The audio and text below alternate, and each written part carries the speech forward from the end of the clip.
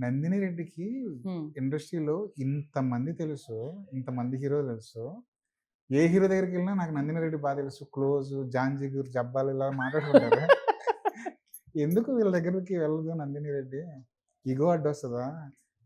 Ego కాదు sir. ఆ! వాళ్ళు ఆహ్, హీరోలు ప్రతిసారి ఒక ఫేజ్‌లో ఉంటారు సార్. మనకు నాకు కథ రాయడానికి నాకు ఆల్‌మోస్ట్ 6-7 మంత్స్ పడుతుంది. హ్మ్.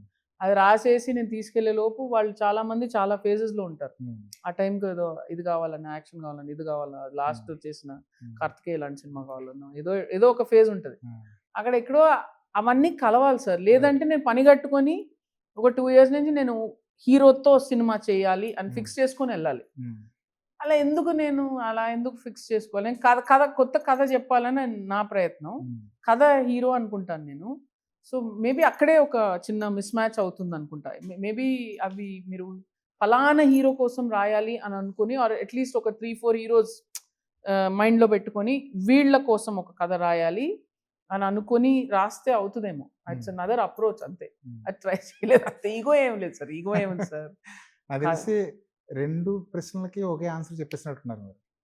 అంతే. అంతే. కథ అంతే సార్. రాయడానికి నాకింత టైం కావాలి అని. ఎందుకు సార్? హ్మ్. అసలు ఈగో ఏం లేదు సార్. హ్మ్. మనం మన నేను నా నా కథలు హీరోయిన్‌లు రిజెక్ట్ చేయలేదా? వాళ్ళు కూడా రిజెక్ట్ చేస్తారు. హ్మ్. ఎవరైనా చేసేస్తారు. హ్మ్. పెద్ద యాక్టర్లు, చిన్న యాక్టర్లు, క్యారెక్టర్ యాక్టర్స్ కూడా రిజెక్ట్ చేస్తారు హ్మ్. చాలా సార్లు. హ్మ్. సో, కథ చెప్పడం నా నైజం. వాళ్ళకి నచ్చిందా, నచ్చకపోవడం అనేది చెప్పేది వాళ్ళ రైట్. హ్మ్. సో, అంతే. అంతకంటే ఏముంది? అండ్ పైగా రిజెక్షన్ అంటే వాళ్ళకది ఆ టైంకొద్దు. రైట్. ఆ! అంతే కదా సార్! రైట్. రైట్. అంతకంటే ఏముంది? హ్మ్. ప్లస్ చాలా సార్లు వాళ్ళు చెప్పిన ఒక పాయింట్ వల్ల నా కథ బెటర్ అవుతుంది. అవును. అవును. సో, దిస్ కొన్ని దట్స్ కొన్ని సార్లు ఏమవుతుందంటే ఆ!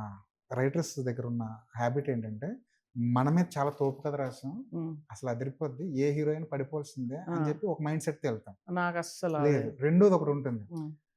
మనం ఇంత సరిపోతుందా అని. కాదు. కాదు. హ్మ్. చెప్పిన తర్వాత మన కథ చెప్పిన తర్వాత హీరో గాని మీరన్నట్టు హ్మ్. రిజెక్షన్ వచ్చిన తర్వాత హ్మ్. మనం ఇంత బలహీనమైన కథ రాసామా అని మనల్ని మనం ఒకసారి రీచెక్ చేసుకునే అవకాశం ఉంటుంది. హ్మ్.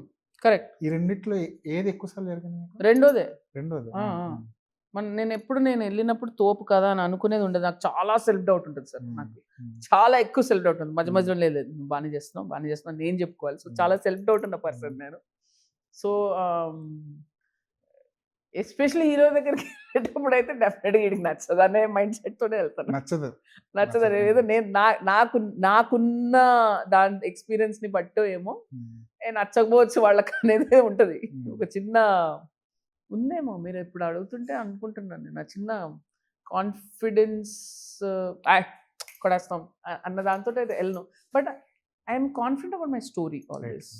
నేను కథ నేను బానే జెప్తాను సార్ కథ హ్మ్. చెప్పేటప్పుడు. హ్మ్. మంచి ఇంట్రెస్టింగ్‌గా జెప్తాను నేను. హ్మ్.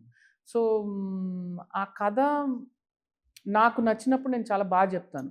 సో, నాకు ఆ కథ మీద ప్రేముంటది. హ్మ్. సో, ఆ కథ బా జెప్తాను. వాళ్ళకి నచ్చుతదా లేదా అని నన్నడిగితే ఎళ్ళే ముందు నాకు తెలీదంటాను అంతే.